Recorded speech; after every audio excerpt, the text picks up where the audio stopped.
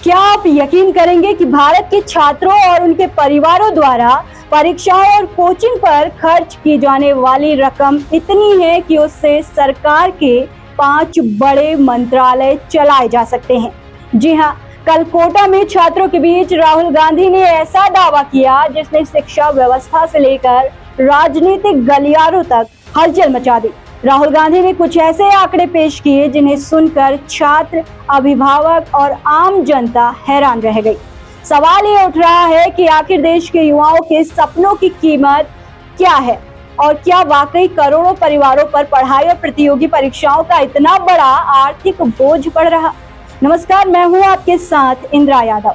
कोटा में आयोजित कार्यक्रम के दौरान राहुल गांधी ने देश के युवाओं के 5 सबसे बड़े सपनों SSC, UPSC, RRB, JEE, NEET का जिक्र किया। उन्होंने कहा कि इन परीक्षाओं में हर साल करोड़ों छात्र हिस्सा लेते हैं।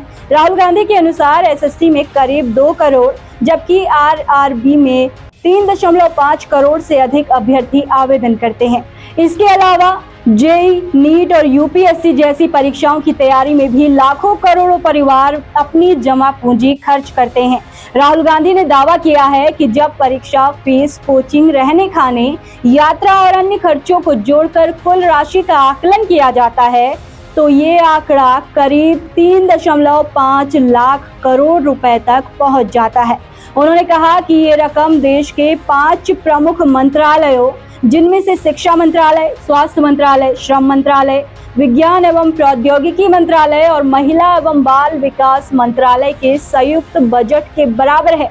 जी हाँ, अपने संबोधन में राहुल गांधी ने कहा कि देश के मध्यम वर्ग और गरीब परिवार अपने बच्चों के भविष्य के लिए कर्ज लेते हैं, बचत खत्म कर देते हैं और वर्षों तक संघर्ष करते रहते हैं, लेकिन अंत में अधिकांश छात्रों को ये सुनना पड़ता है कि सीटें सीमित हैं और वे चयनित नहीं हो पाए।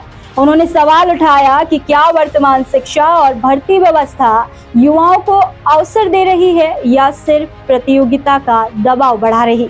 राहुल गांधी के इस बयान के बाद शिक्षा व्यवस्था, प्रतियोगी परीक्षाओं और कोचिंग इंडस्ट्री को लेकर नई बहस शुरू हो गई है। समर्थकों का कहना है कि उन्होंने युवाओं की वास्तविक समस्याओं को सामने रखा है, जबकि आलोचकों का कहना है, उनका मानना है कि इन आंकड़ों की स्वतंत्र जांच और सत्यापन जरूरी है। अब सबसे बड़ा सवाल ये है कि क्या सरकार राहुल गांधी के इन दावों पर कोई प्रतिक्रिया देगी? क्या छात्रों और अभिभावकों पर बढ़ते आर्थिक बोझ को कम करने के लिए कोई नई नीति बनाई जाएगी? और क्या देश की परीक्षा व्यवस्था में बड़े सुधार की जरूरत है? फिलहाल राहुल गांधी की कई और जनसभाएं और छात्र संवाद कार्यक्रम होने वाले हैं। ऐसे में सभी की नजर इस बात पर टिकी है कि आने वाले दिनों में वो युवाओं और शिक्षा व्यवस्था को लेकर कौन से क्या मुद्दे उठाते हैं। आपकी इस पर क्या राय है, हमें कमेंट में जरूर बताएं और ऐसे ही हर जरूरी खबर के लिए हमारे चैनल को लाइक करें, फॉलो करें, सब्सक्राइब करना ना भूलें।